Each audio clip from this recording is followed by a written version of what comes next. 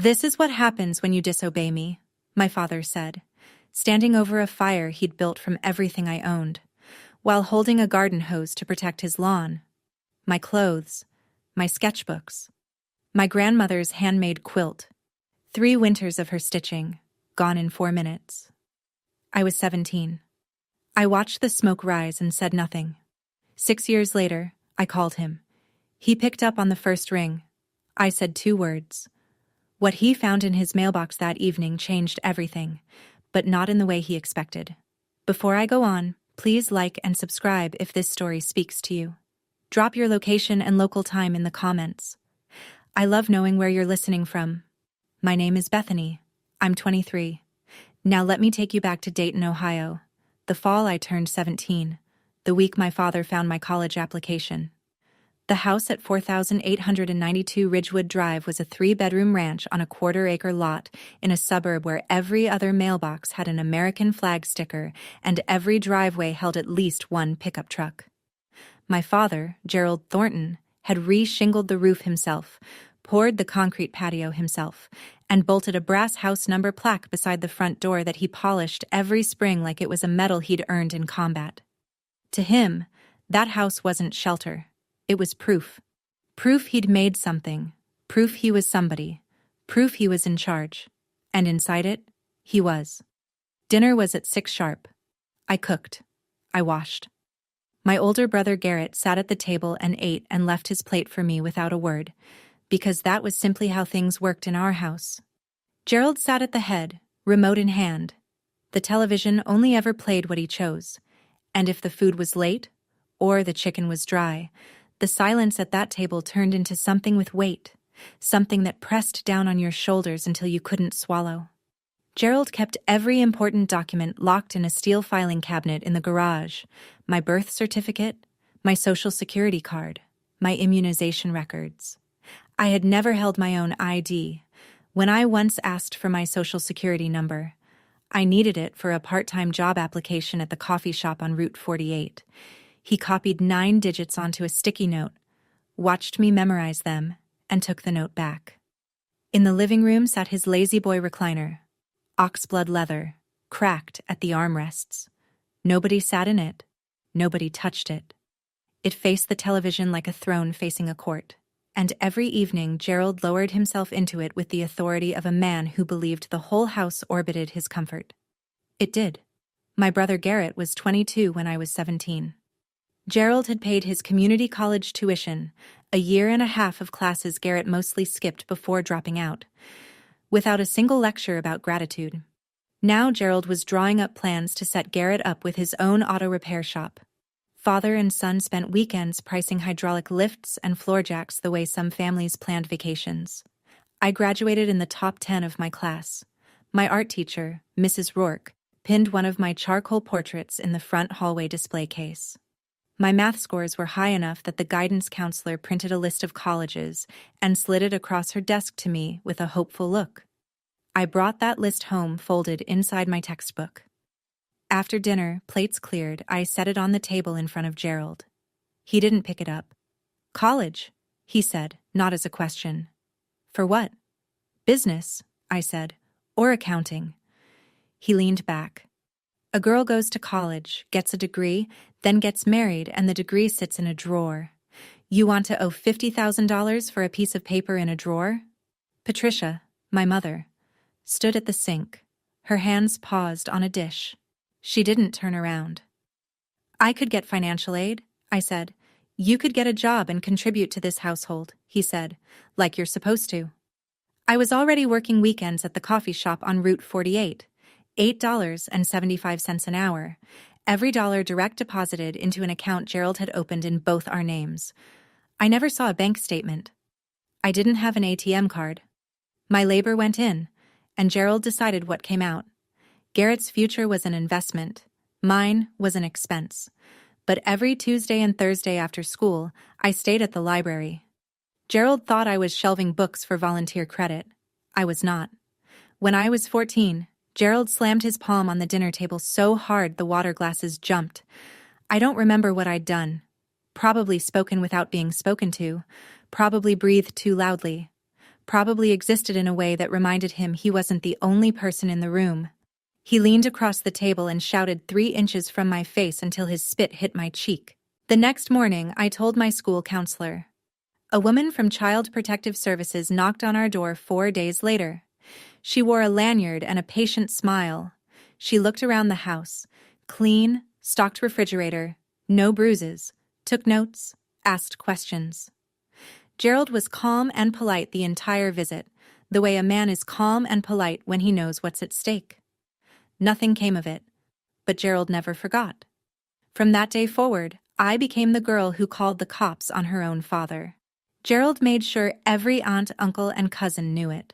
Thanksgiving dinners, Easter brunches, 4th of July cookouts. He'd work it into conversation like a man picking a scab. Beth here once brought CPS to our house. 14 years old, can you imagine? I kept a roof over her head and she thanked me with a caseworker in my living room. Relatives stopped calling me. Invitations thinned. I became the difficult one, the problem, the cautionary tale of what happens when a daughter doesn't know her place.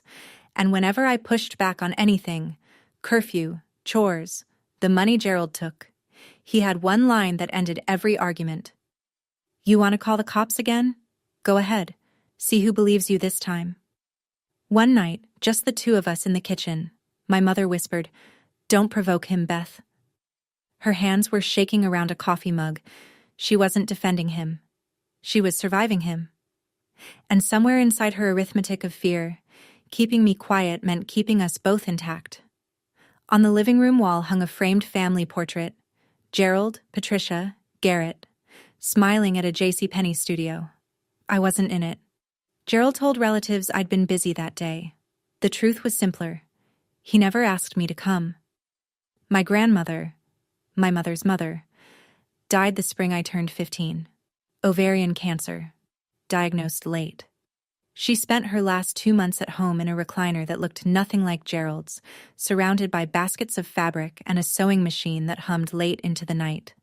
The quilt she left me was a patchwork of cotton scraps from clothes we'd both worn, a sleeve from my 4th grade field trip shirt, a hem from the dress she wore to my kindergarten graduation, pieces of old flannel nightgowns and hand-me-down blouses layered and stitched into something that held warmth the way only handmade things can. She'd tucked lavender sachets into the seams. 2 years after her death, I could still smell them. Every night I pulled that quilt up to my chin and felt, for 10 seconds, like I belonged to someone who was glad I existed. My grandmother was the only adult who ever said to me, plainly, "You're sharp with numbers, Bethany. You have to go to school. Promise me." I promised. And so, on those Tuesday, Thursday afternoons at the school library, I wasn't volunteering. I was sitting at a public computer, pulling up the Sinclair Community College admissions page and filling out an application, one field at a time, saving my progress, clearing the browser history before I logged off. I used the school's address for correspondence. I listed Mrs. Rourke as a reference. I wrote my personal essay about the quilt, about someone building something beautiful out of scraps, about patience as a form of love. I didn't tell a soul. What I didn't know was that Gerald had set up parental notifications on the school's network system, something he'd demanded after the CPS visit, framed as keeping tabs on her internet usage. Every week, the system flagged activity categories and emailed a summary to the parent on file. The week I accessed college application resources 4 times, Gerald got an alert. I came home on a Thursday evening and knew something was wrong before I reached the kitchen. The television was off. Gerald sat in the lazy boy, but he wasn't reclined. He was upright, both feet flat on the carpet, hands resting on the armrests like a man about to deliver a verdict. The house was silent in a way that silence shouldn't be. Loaded, pressurized, the kind of quiet that makes your eardrums hum. "Sit down," he said. I sat on the couch across from him. My backpack was still on. I could feel the zipper pressing into my spine. "I got an email from the school," he said. His voice was low and steady, which was worse than yelling. Yelling meant the storm had already arrived. This voice meant it was still building. "College application resources. 4 visits this week. My mouth went dry. You want to explain that? I was looking into... behind my back. He cut me off without raising his volume. You sat in that library and applied to college behind my back. After I told you no. After I explained why. I just wanted to see if I could... You snuck around. Just like you did when you were 14. He let the CPS reference land. It always landed. You call the authorities on your own father. You go behind my back to do the one thing I told you we couldn't afford. Same pattern. Liar. Sneak. Patricia stood at the kitchen sink. I could hear the faucet running, though she'd stopped washing anything. Her hands were motionless in the water. Gerald stood up. The lazy boy rocked once behind him. He walked to the garage. I heard the filing cabinet open, the jingle of keys. When he came back, he was holding a heavy-duty black trash bag and his ring of house keys. He looked at me and said one word. Outside. He went to my room first. I followed him up the stairs because I didn't know what else to do, because my body hadn't yet caught up with the understanding that what was happening was actually happening. Gerald yanked open my closet and started pulling. Shirts, jeans, the second-hand winter coat I'd bought at Goodwill with my own tips. He stuffed them into the trash bag the way a man bags leaves in autumn. Mechanical, thorough, no hesitation.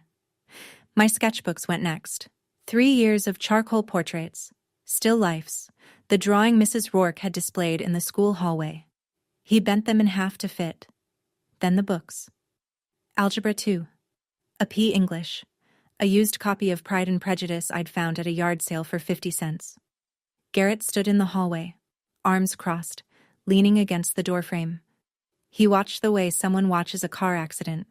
Fascinated, removed. He didn't say a word, didn't reach out a hand, didn't step forward. He simply observed his sister's life being shoved into a garbage bag, and then he looked at his phone.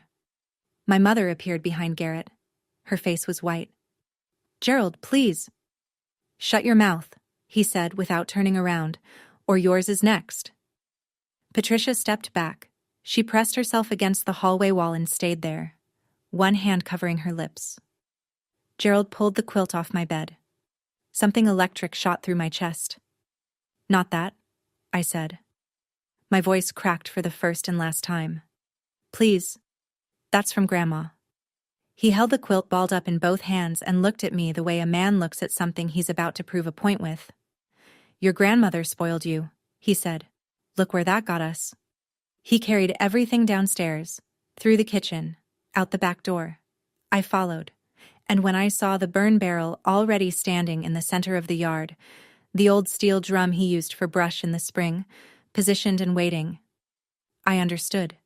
He'd planned this. The barrel was already there. Gerald upended the trash bag into the barrel.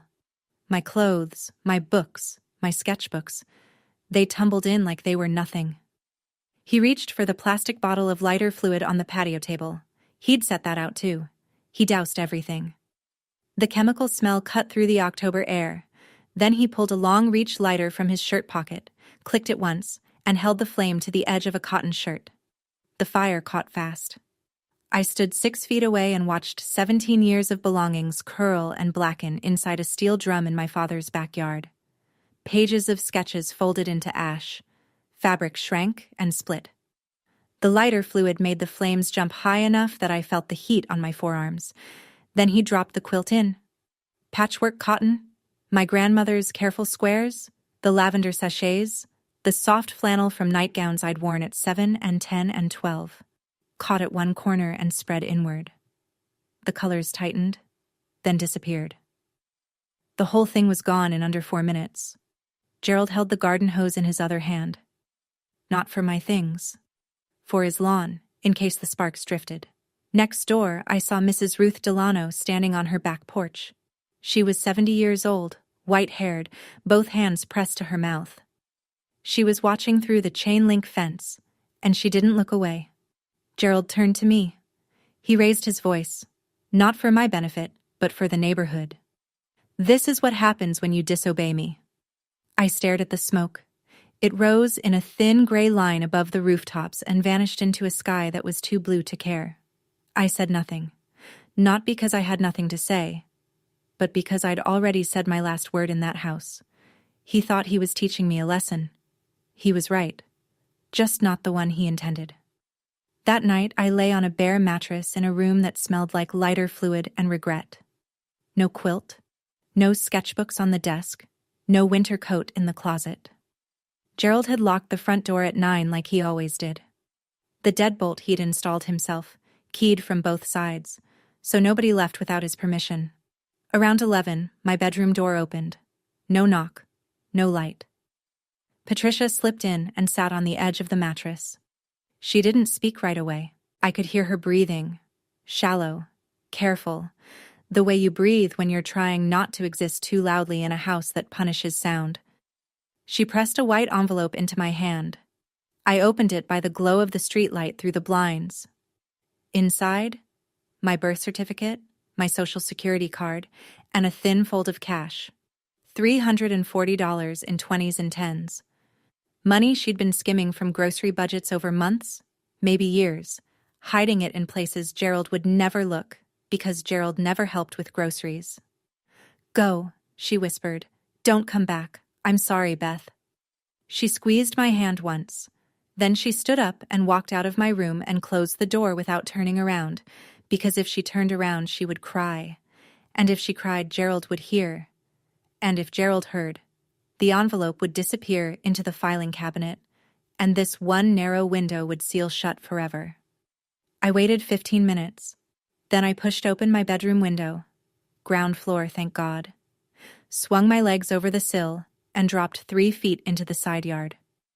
I was wearing jeans, a t-shirt, and sneakers. Nothing else. I walked to Mrs. Delano's house. 3 minutes. The porch light was on. I knocked twice. She opened the door, looked at my face, and pulled me inside without asking a single question. I left 4,892 Ridgewood Drive with $340 and a white envelope.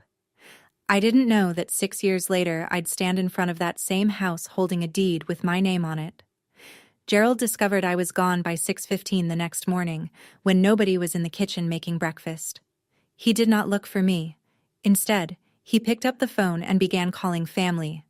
Aunts, uncles, cousins, the entire network of Thornton's and Patricia's side too, and delivered a version of events so polished you'd think he'd rehearsed it.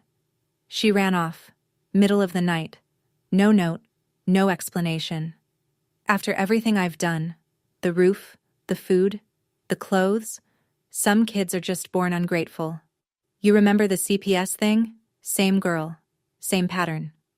The narrative took root immediately because Gerald had spent 3 years fertilizing the soil. The relatives who'd already filed me under difficult now upgraded me to lost cause. Nobody called me. Nobody asked Patricia for my side. Nobody drove around looking for a 17-year-old girl who'd left home in October with no coat. By the afternoon, Gerald had cleared my bedroom.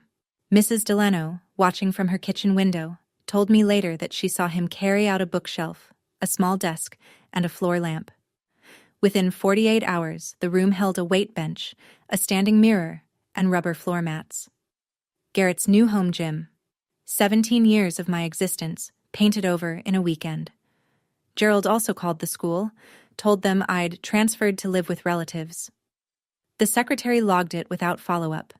My guidance counselor, the one who'd printed that college list, never got the chance to ask where I'd gone.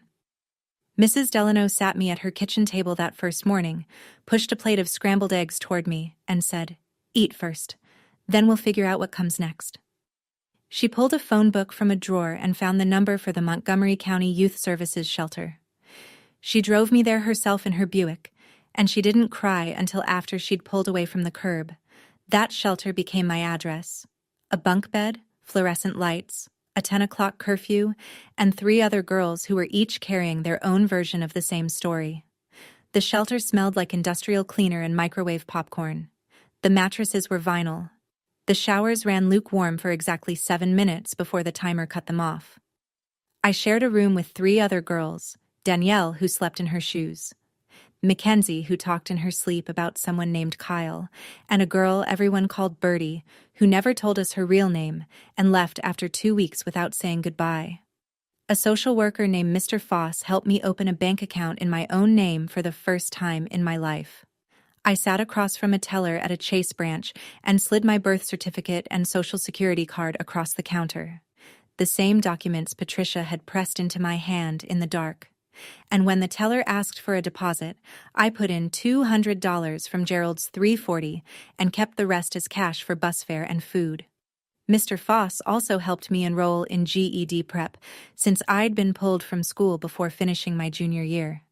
And he flagged me for Medicaid, which meant I could fill a prescription for the inhaler I'd needed since childhood, but Gerald never consistently filled because he considered asthma a mindset problem. I got a job within the week. Cashier at a gas station convenience store on 3rd Street, night shift, $9.50 an hour. I stood behind a bulletproof partition and scanned energy drinks and lottery tickets from 10 p.m. to 6 a.m. and walked back to the shelter in the gray pre-dawn light. I kept Patricia's envelope in the inside pocket of my jacket at all times. Not for the money. That was mostly spent. For the proof that she'd tried. That she'd loved me in the only way Gerald's house allowed.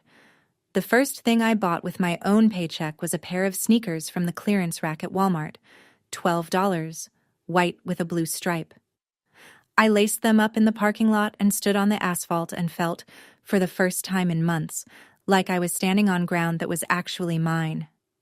Have you ever had a moment like that, where something small, something cheap, made you feel like you were finally allowed to exist? I used to lie on that bunk at the shelter and wonder, why did wanting an education count as disobedience? Why was ambition betrayal? If you grew up in a house where your dreams were treated as disrespect, you know exactly what I mean.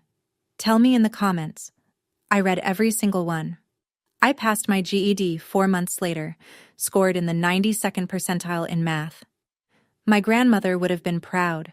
At 18, I enrolled at Sinclair Community College, the same school I'd been secretly applying to when Gerald found me out.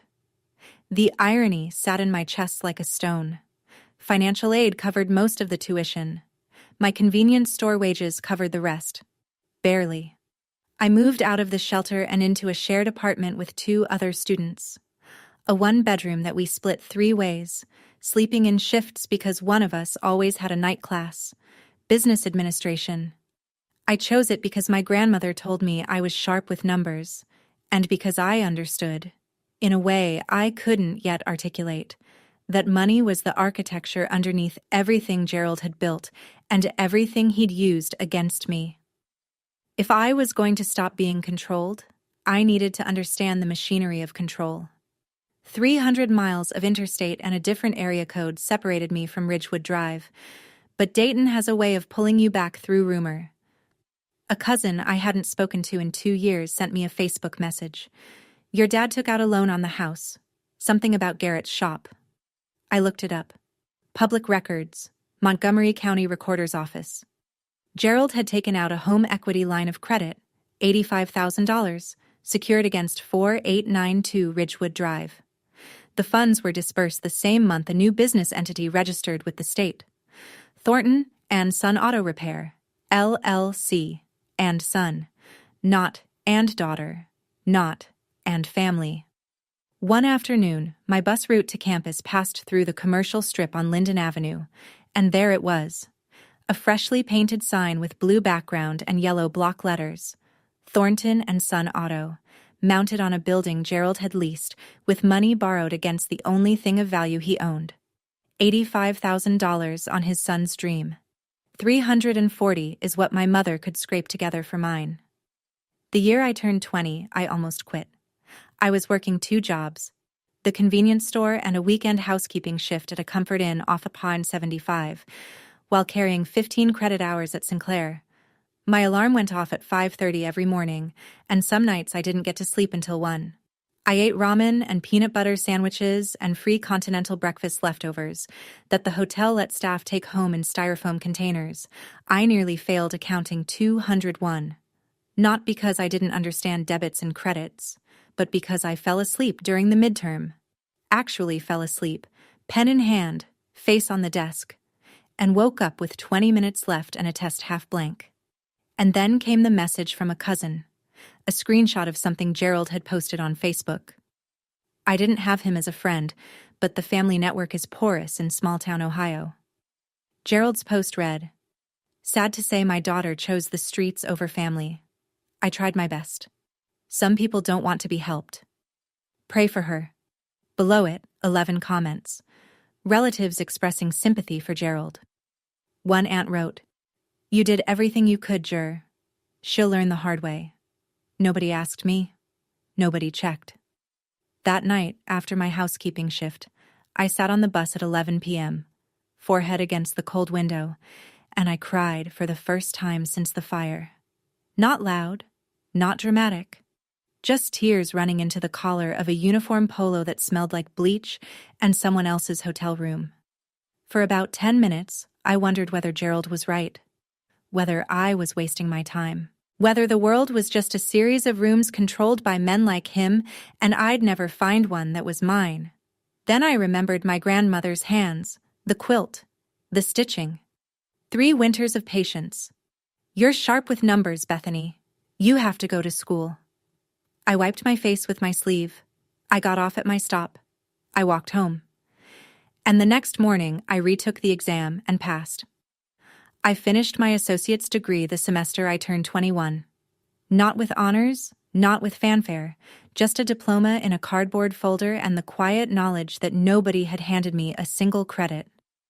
The degree led to a job at a title company called Howell and Dean on East 5th Street. Entry level. $15 an hour. My job was to organize closing documents, verify property records, and process title searches. The unglamorous paperwork behind every real estate transaction in the greater Dayton area. Stacks of deeds, lien releases, mortgage assignments, and foreclosure filings passed through my hands every day.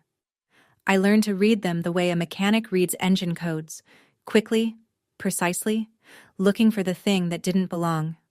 The office was small.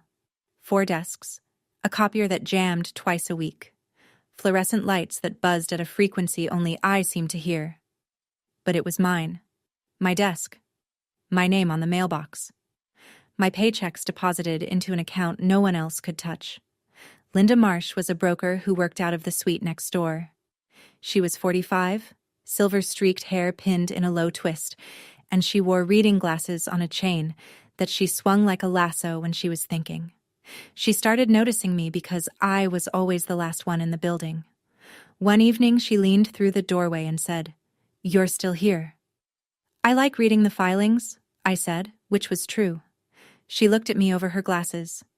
"You're smarter than half the agents I've hired. Why aren't you licensed?" "Working on it," I said, which wasn't true yet, but became true the moment she said it. Linda began mentoring me. Over coffee, over lunch, over stacks of comp analyses. She taught me how to read a neighborhood, how to calculate equity, how to spot a distressed property before it hit the courthouse steps. "In real estate," she told me once, "paper is power. Whoever holds the deed holds the truth." I wrote that on a sticky note and put it on my desk. It stayed there for 2 years. I passed the Ohio real estate licensing exam on my first attempt, 3 weeks after my 22nd birthday.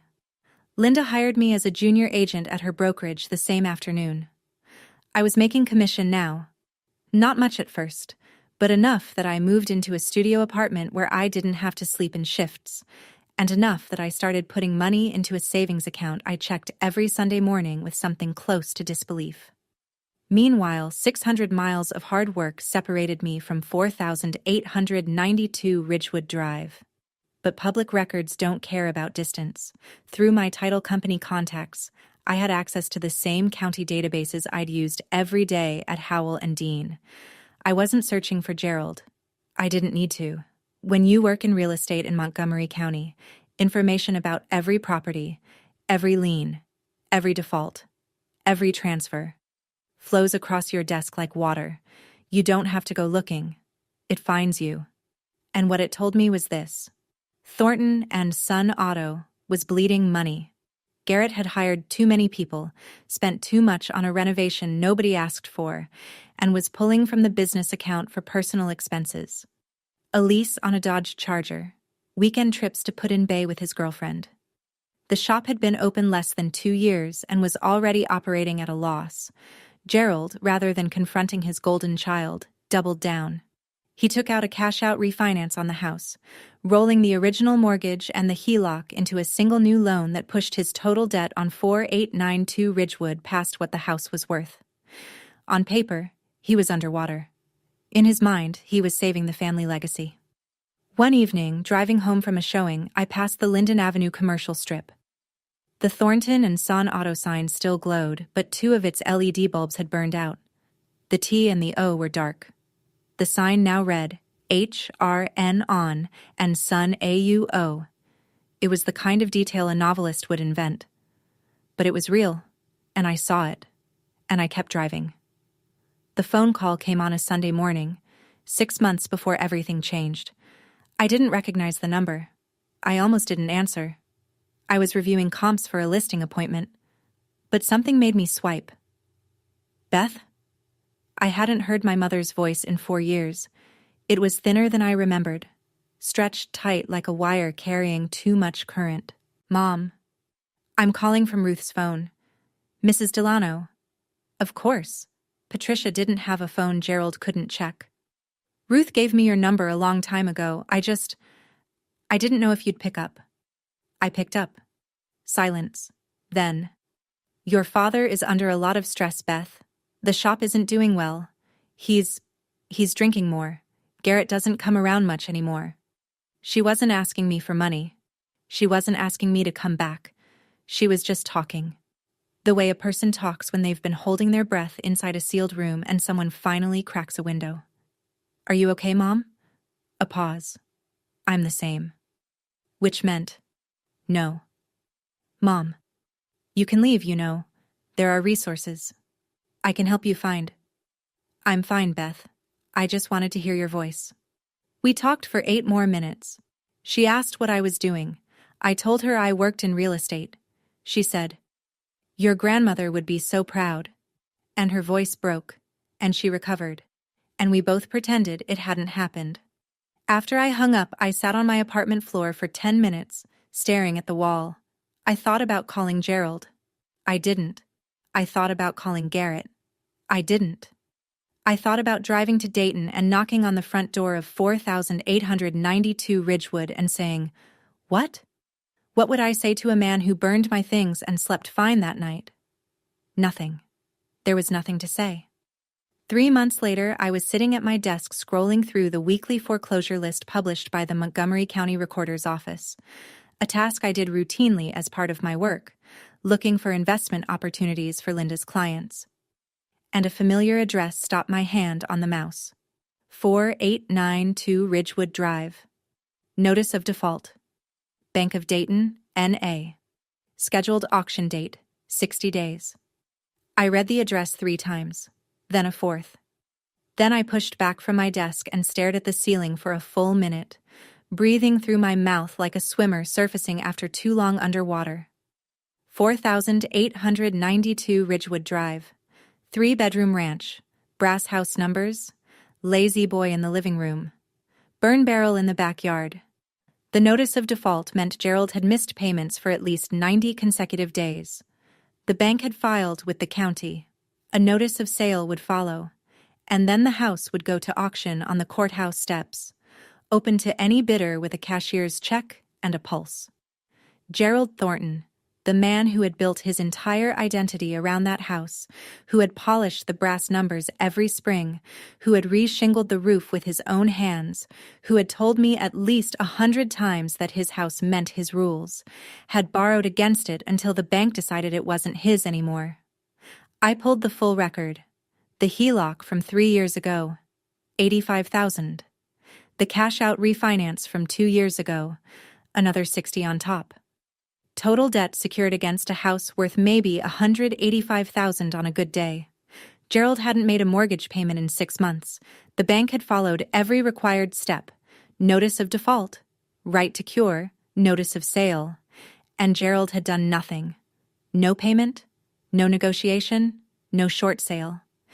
Either he didn't understand the paperwork, or he was too proud to ask for help, or both. I closed the browser tab. I opened it again, I closed it. I went to the break room and poured a cup of coffee and stood by the window. I remembered the fire, the quilt, the lighter fluid, the garden hose he held to protect his lawn. My house. My rules. Not anymore, I said out loud, to no one. Then I went back to my desk and pulled up the auction calendar. I told Linda before I told anyone else.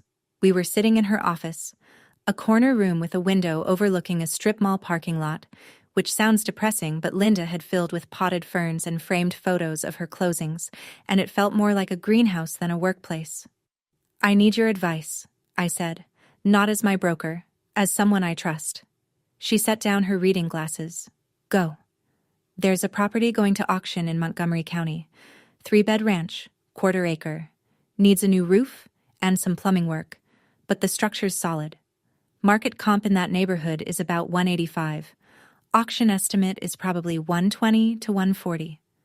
Linda tilted her head. That's a decent margin. What's the catch? It's my father's house. She looked at me for a long time. The ferns swayed in the air from the vent above us. Then she asked the question I needed her to ask. Is this a business decision or a personal one? Both, I said. Then let me ask you this. If this were any house, owned by any stranger, at that price point, in that zip code, would you buy it? I'd already run the numbers. Purchase at auction, roughly $130. Closing costs and title fees, maybe $4,000. Estimated repairs. Roof, water heater, some updated plumbing, $15,000 to $20,000. All-in cost, around $155. Market value after repairs, $185 to $190. 30+ thousand in built equity from day one. Yes, I said. I'd buy it. Then you already have your answer. She paused. But Bethany, make sure you're buying a house, not buying a fight. I'm buying a house, I said. If it also happens to be the house where my father burned everything I owned, that's his problem, not mine. Linda looked at me over her glasses. Then she nodded once, slowly, the way she did when a deal made sense to her. I'll help you with the pre-approval, she said. I didn't go looking for this, but I wasn't going to look away either. I spent the next 3 weeks preparing the way Linda had taught me, the same way I'd prepare for any investment property, with the same spreadsheets and the same due diligence, because if this was going to work, it had to be clean. I ran the title search myself. The deed was in Gerald's name alone. Patricia was not on the title, a decision Gerald had made when they bought the house 24 years ago, claiming it simplified things. What it actually simplified was control. If the house was only in his name, Patricia had no say in what happened to it. She couldn't sell it, refinance it, or prevent him from borrowing against it. She was a guest in her own home and always had been. I verified the liens, the original mortgage, the HELOC, the cash-out refinance, all secured by the property, all in default. I confirmed the auction date, the location, Montgomery County Common Pleas Court, and the deposit requirement, a cashier's check for 10% of the opening bid, due at the time of sale. I got pre-approved for an investment property loan through a local credit union Linda had worked with for years. Combined with my savings, 4 years of commission checks, gas station shifts, hotel housekeeping wages, every dollar I'd earned since the day I climbed out of that bedroom window. I had enough for the deposit, and then some. The night before the auction, I couldn't sleep. I sat on my apartment floor with a mug of tea, and the only photograph I still owned from my old life, a Polaroid of my grandmother holding me at age 5, taken at a church picnic. I was laughing. She was looking down at me like I was the only good thing in the frame. I tucked the photo back into my wallet and set my alarm for 6 a.m. Tomorrow, I would stand on the steps of the Montgomery County Courthouse and bid on the house where my father had told me I was nothing. The cashier's check in my bag was for $14,000, 10% of the opening bid. It represented 6 years of labor, 6 years of silence, and 6 years of becoming someone Gerald Thornton never imagined I could be. The Montgomery County Courthouse smelled like floor wax and old paper. The auction was held in a room on the second floor. Linoleum, folding chairs, a podium at the front, and about 20 people sat in clusters, most of them investors or attorneys. I was the only woman under 30. The auctioneer worked through properties in order: a duplex on Wayne Avenue, a vacant lot near Riverside, an apartment building on Salem with a tax lien dispute. Each one drawn out in legalese and then resolved in 60 seconds of raised paddles and monotone bids. Then, Lot 7, 4,892 Ridgewood Drive, single-family residential, 3-bedroom, 1.5 bath, quarter-acre lot, foreclosure sale, opening bid set by the line holder at $119,000. My chest tightened. I held my paddle flat against my thigh. 2 other bidders raised immediately: a man in a golf shirt who looked like he bought houses the way some people buy scratch-offs, and a woman with a clipboard who represented some regional investment group. 119, 122, 125. The golf shirt man dropped out at 128. The clipboard woman pushed to 130. I raised my paddle. 131. The clipboard woman looked at me, then at her spreadsheet, then shook her head. The auctioneer waited. Silence in the room like a held breath. Sold. $131,000. Bidder number 7. I walked to the clerk's table and signed. The pen was cheap. Blue ballpoint courthouse issue, the kind that costs 12 cents in bulk. But when I wrote Bethany Thornton on the purchase agreement, my hand was steady. The clerk glanced at the name, then at the name on the foreclosure filing. Thornton and Thornton. She looked up at me. I looked back. She stamped the document without comment. Gerald had let every opportunity to save the house pass. Every cure period, every negotiation window, every chance to sell before the bank took over. He was too proud to ask for help, too stubborn to admit the shop had failed, too convinced that 4,892 Ridgewood Drive would always be his because he'd decided it would always be his. But decisions don't override defaults, and defaults don't care about pride. The deed was recorded 17 days later at the Montgomery County Recorder's Office. I picked up the certified copy on a Tuesday afternoon, and I sat in my car in the courthouse parking lot and held it in both hands. Deed of conveyance. Grantee Bethany M. Thornton. My name. My house. The following Saturday, I drove to Ridgewood Drive. I hadn't been on that street in 6 years. The neighborhood looked the same: mowed lawns, American flag mailboxes, pickup trucks in driveways, but smaller, somehow. The way places from childhood always shrink when you return as an adult carrying different measurements. I parked across the street from 4892. The brass house numbers were tarnished. Gerald hadn't polished them. The patio concrete he'd poured himself had a long crack running through it. The lawn was mowed, though. Of course it was. Gerald would let the roof rot before he'd let the grass grow past 2 inches. He was outside, in fact, pushing a mower in straight lines, wearing the same flannel shirt he'd worn the day he burned my things. He didn't see me. I got out of my car. I stood on the sidewalk in front of the house. His house. My house. And I asked a woman walking her dog to take my photograph. She smiled and obliged. In the photo, I'm standing in front of the brass numbers, 4892 visible over my left shoulder. My expression is calm. Not smiling. Not angry. Just present. I printed the photo at a CVS. On the back, I wrote in neat block letters, "New owner, deed recorded date. Montgomery County Recorder's Office, B. Thornton." I slid it into a white envelope. No name on the outside, just like the one my mother had given me. I drove to Ridgewood Drive one more time, opened the mailbox at the curb, placed the envelope inside, raised the red flag, and drove away. I waited one day. I wanted him to find the envelope first, to hold the photograph, to read the back, to feel the floor shift, before he heard my voice. Sunday afternoon, 4:17 p.m. I was sitting in my apartment at the kitchen table, hands folded, phone in front of me. I picked it up and dialed the number I'd never deleted. It rang once. One ring. That's all it took. "Bethany?" His voice was different, older, rougher at the edges like sandpaper that's been used too many times. But there was something else in it. Something I hadn't expected. He sounded like a man who had been waiting by the phone but would never admit it. A man who had kept his daughter's number saved for 6 years without calling because calling would mean the silence was his fault, and admitting fault was the one thing Gerald Thornton could not do. "Check your mailbox," I said. Then I hung up. I set the phone on the table and stared at it for a long time. My heart was pounding in a way that surprised me. Not from anger, not from triumph, but from the strange, vertiginous feeling of completing a circuit that had been open for 6 years.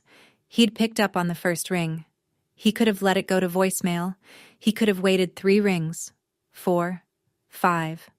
Long enough to pretend he wasn't eager. Long enough to reassemble the Gerald who didn't need anyone. But he hadn't. He'd picked up the phone like a man reaching for something he was afraid would disappear. I didn't know what he'd do next. I didn't know if he'd rage or cry, or drive to my office, or sit on the porch in silence. But I knew one thing with absolute certainty. For the first time in his life, Gerald Thornton was going to open a piece of mail and discover that his daughter owned the roof over his head. I wasn't there when he opened it. What I know, I learned later. From Mrs. Delano, who was sitting on her porch with a glass of iced tea and a direct sightline to Gerald's mailbox, because Ruth Delano was 74 years old and had earned the right to observe her neighborhood without apology. She told me Gerald walked to the curb about 20 minutes after my call. He was still holding his flip phone.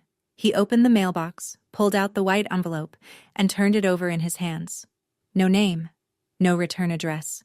He tore it open standing in the driveway. He looked at the photograph.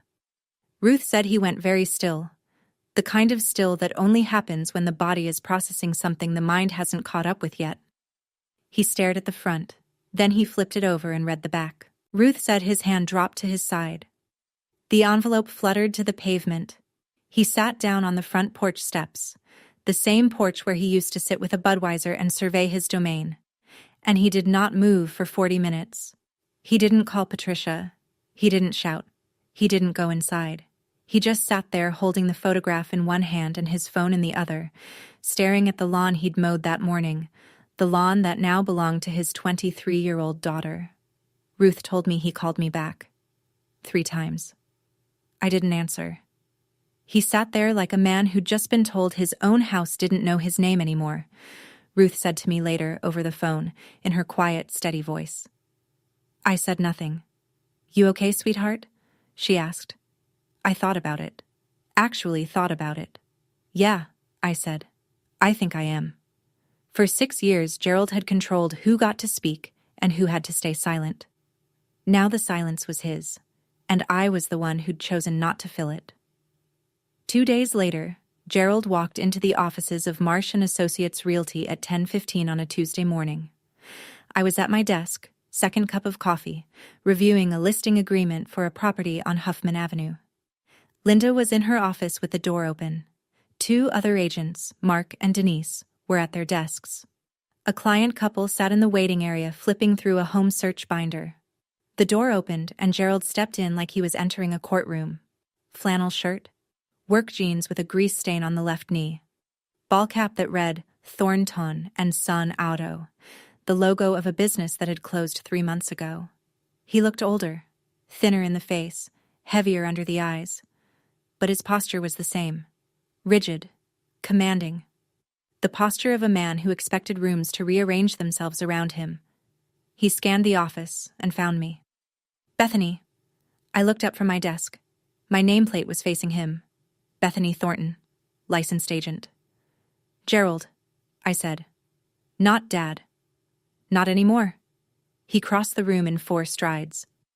"You think this is funny? You think you can take my house?" I set down my pen. "It stopped being your house when you stopped paying the mortgage 6 months ago. The bank filed for foreclosure.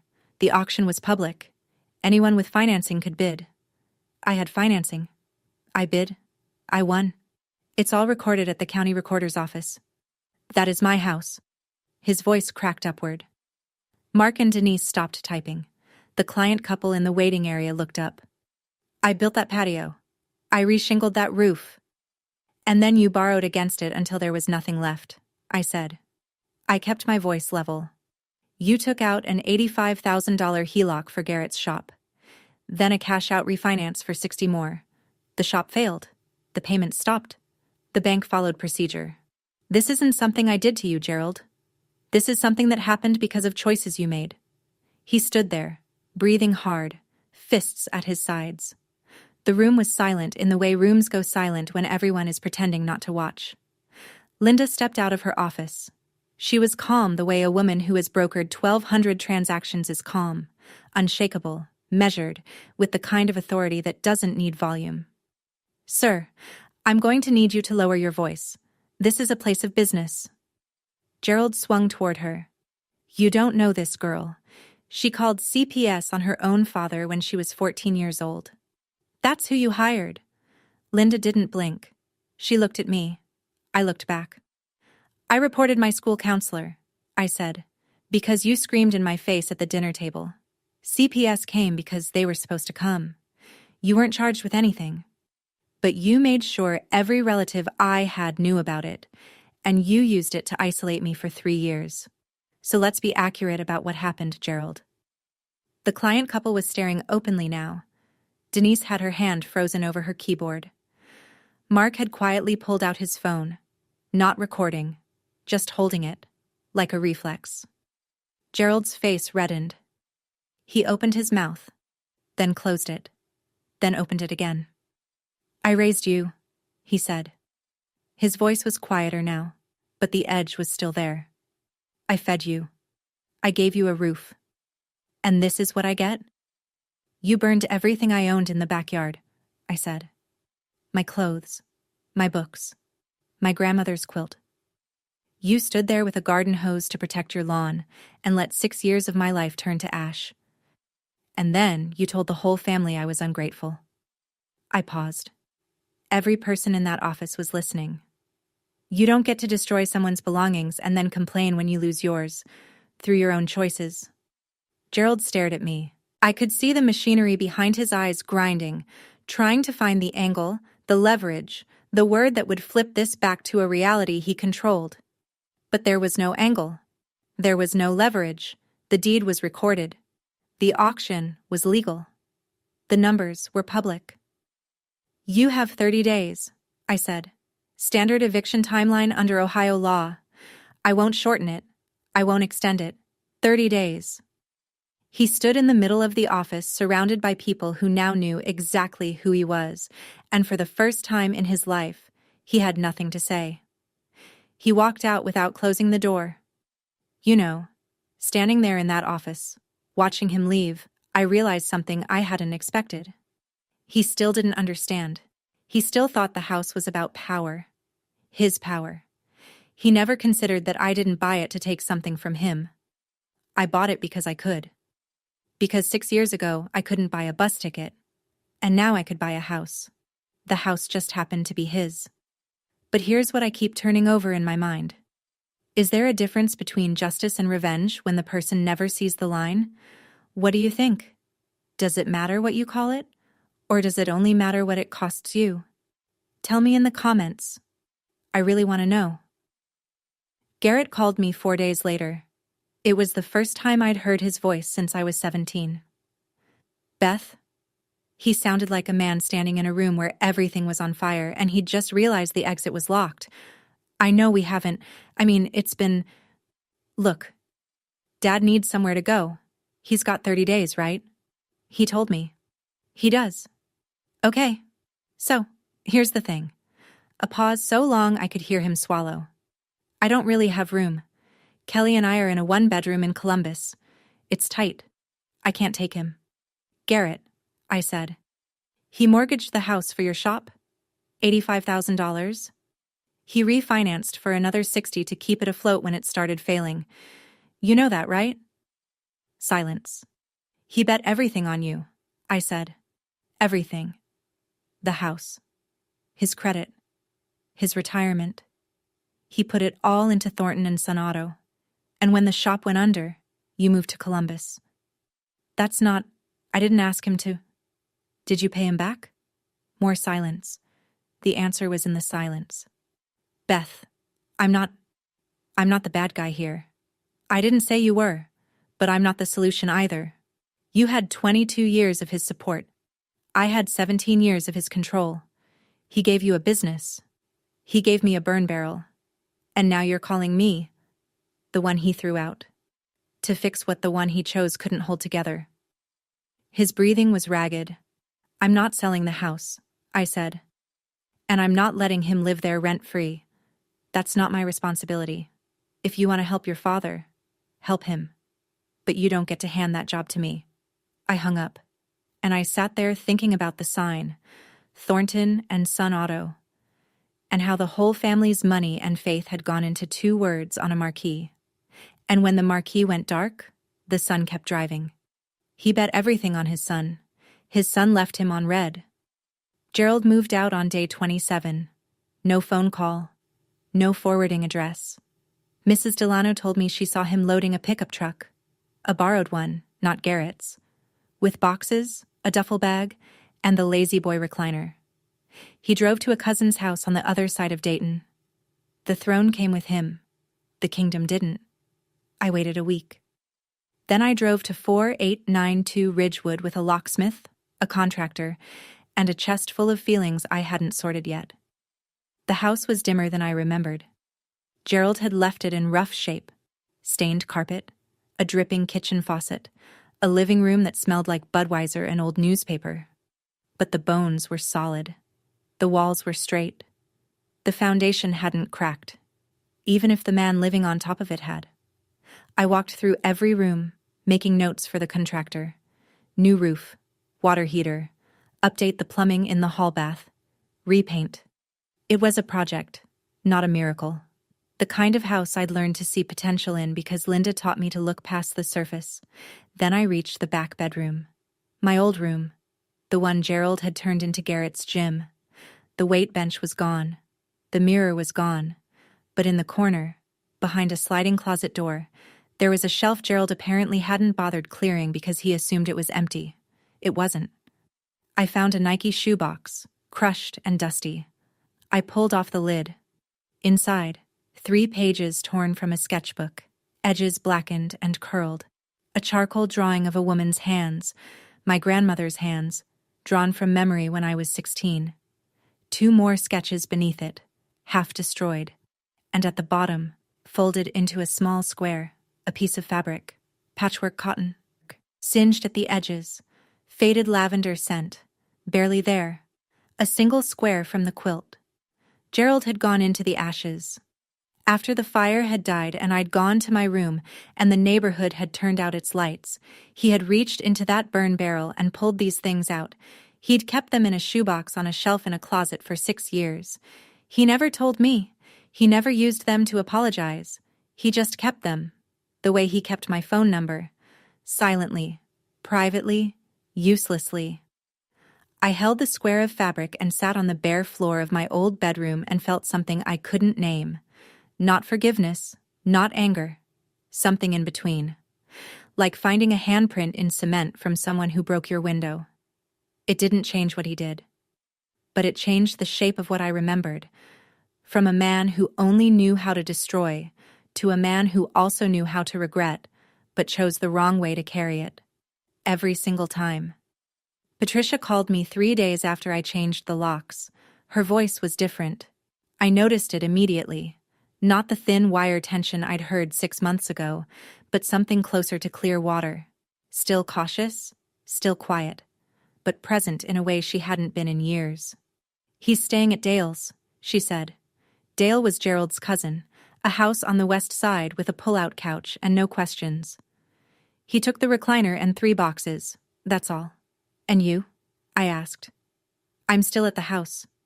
A pause. "Your house." Neither of us said anything for a few seconds. "Beth, do you want me to leave?" I leaned against my kitchen counter and closed my eyes. I saw her in the dark 6 years ago, sliding an envelope into my hand. $340, a birth certificate, a social security card. The entire fortune of a woman who had spent 24 years under a roof she didn't own. married to a man who treated silence as consent and obedience as love. "Do you want to stay?" I asked. She started to cry. Not the stifled, one hand over the mouth crying she'd learned in Gerald's house. Real crying, the kind that takes up space, the kind a person makes when they realize they've been given a door. "Yes," she said. "Please." "Then stay. $200 a month. Enough to cover utilities and give you dignity. I'm not giving you charity, Mom. I'm giving you a lease." "$200," she repeated. "I'm fixing the roof next month. The plumber comes Thursday. And Mom—" I paused. "His name's not on anything anymore. Not the deed, not the mailbox, not the rules." She cried again. But this time it was the kind of crying you do when a weight lifts and your body doesn't know how to be that light yet. "I should have done more, Beth. I know that." "You gave me the envelope, Mom. That was enough to start." That night, for the first time in 24 years, Patricia Thornton slept in a house where the front door was unlocked because the person who owned the deadbolt was her daughter, and her daughter believed in doors that open from the inside. I spent the next 4 weekends at 4892 Ridgewood with a toolbox, a contractor named Eddie who owed Linda a favor, and a stubbornness I apparently inherited from the one person I least wanted to resemble. We tore off the old shingles and laid new ones, charcoal gray instead of Gerald's faded brown. I chose the color myself, standing in the Lowe's paint aisle for 20 minutes, running my fingers over sample cards. I repainted the exterior, soft white with slate blue trim, a palette so different from Gerald's beige and brown that the house looked like a completely different structure from the street. Which was the point. The brass house numbers stayed. I cleaned them, though. They deserved better than neglect. Inside, Patricia and I pulled up the stained carpet together and discovered hardwood floors underneath that Gerald had covered when they moved in because he didn't like the sound of footsteps. We sanded them and sealed them, and the house filled with the smell of polyurethane and new beginnings, which are not the same scent but arrive in the same season. I converted the back bedroom, the gym, the closet, the room that had once been mine, back into a bedroom. New paint, new curtains.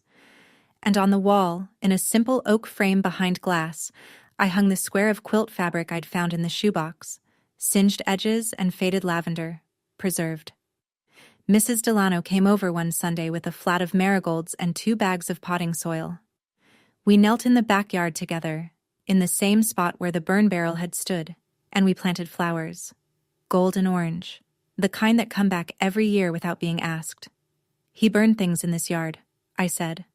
Ruth pressed soil around a seedling and smiled. "And you planted them." Gerald called in October, 5 months after the auction, 1 month after the marigolds bloomed.